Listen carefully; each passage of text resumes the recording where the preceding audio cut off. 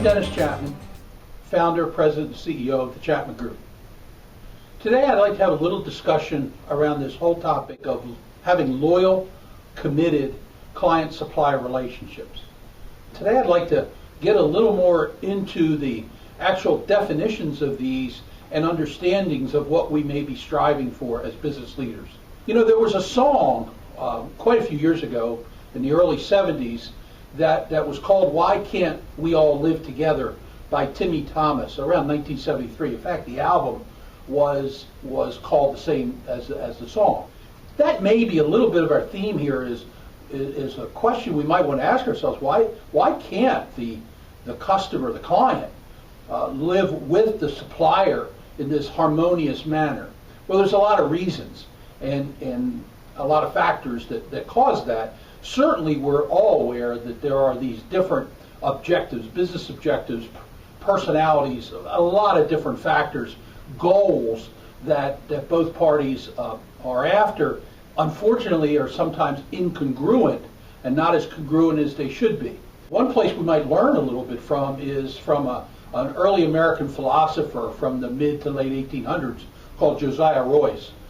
Josiah Royce talked about loyalty and really wrote on the subject of loyalty and researched it. And he had narrowed down in his learnings that loyalty was found in predominantly four common places. Unfortunately, war. Another was religion. Another was political institutions. And another was family. If we connect the dots a little bit to our business world, I think there's some alignment there to the business world that helps us understand how we together as customers and suppliers create more of a loyal and committed relationship. Certainly in war, there's loyalty involved amongst soldiers and fellow warriors because they're mutually dependent on each other for survival. And when that stake is that high, it becomes real critical that when you cover my back, so to speak, and I cover yours, that loyalty is fostered. I would offer in a business environment, the words we hear a lot is collaboration and cooperation. So if we can really cover our customers' back, collaborate with them, cooperate with them, show that we're dependent on their survival and also that they are more intimately dependent on us for their survival, I think there's a connection of creating more loyal, committed customers. In religion, there's a big lesson we learn there from belief system. When you have a common sharing belief system, in business we may call that our principles and values.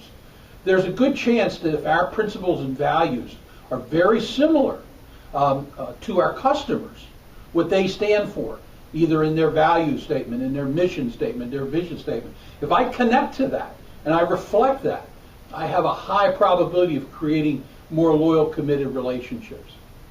In business, religion, I could argue, is the organization. That organization, that foundation, that pivot point for the customer, is it for your customer? Is the culture right? Is the service and delivery model right? Is the location right? Is that the institution that your customer wants to hook their wagon to? Family is very interesting because it gets to the people. The whole commonality between your customer's people and your people. We can almost look at that as if our DNA is the same. And there's three key words around the DNA that creates this loyal and committed family structure between supplier and customer. Authenticity is critical, transparency is critical, and integrity is critical. So what I would offer up, that if we go back to that song, "Why Can't We All Live Together?" Creating more loyal and committed two-way customer-client relationships are probably around three critical factors.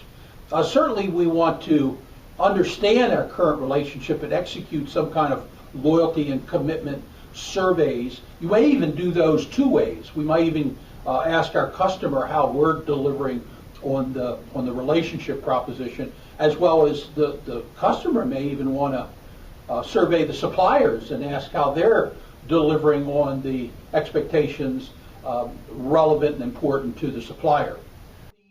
The second key how-to here is to make sure we share all these facts and insights with our customer. It's very critical that there's this two-way dialogue. And the final how-to is how we live together more effectively and productively, is this whole integration of the facts and insights into joint action planning. And that it's not a supplier trying to sell to a customer and a customer trying to sell from buyers, that actually there's this joint collaborative action planning that both of us are working based on facts and insights together. And we're actually, in some cases, rolling our sleeves up, getting in the same room and doing this joint action planning. So as a quick review, when I start thinking about loyal and committed client-supplier relationships, keep all these facts in mind. It's the goal. Will we always attain that? It may not always be possible, because there's certainly some dynamics unique to certain customers or clients and unique to certain suppliers that may be inhibitors. However, I would like to offer up that's the goal. Keep in mind the facts that I've outlined here. The more loyal and committed the relationship is between clients and buyers, the more successful each party is in the long term. And success obviously is defined differently for each party. Thank you.